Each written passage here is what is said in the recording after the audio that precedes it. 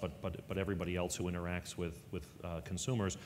And the question we just keep asking ourselves is, okay, if we can, should we?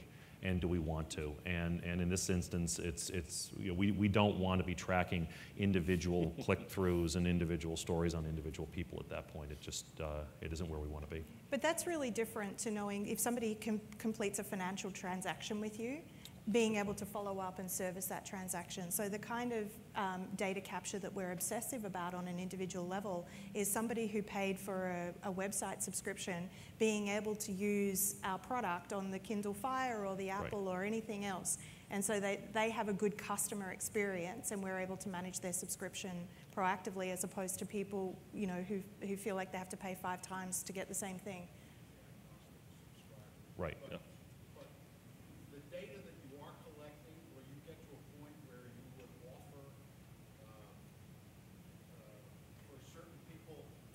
You're not projecting enough. Not projecting I guess, I don't know. I get the message.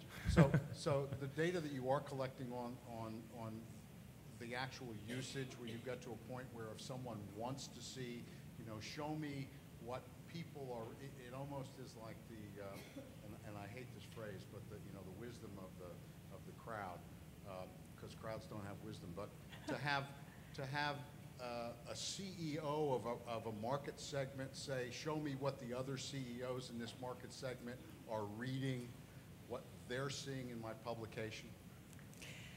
We have a flavor of that through WSJ Social, where you can see what other people that you're following are reading and doing. But we also have, we call it cigarette packet warnings about the privacy policy and how you can stop that. Because there are lots of people who don't want to know, who don't want other people to know what they're reading.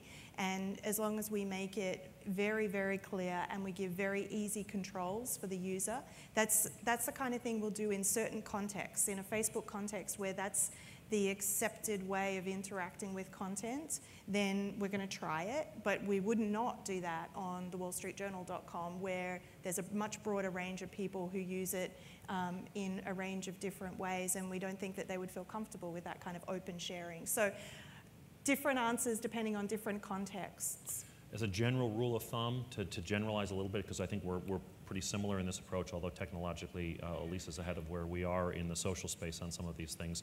If the person's active and says, yes, I'm giving you my credit card information, I need to know the details of that transaction, yes, I want to communicate with other people and it's okay to follow.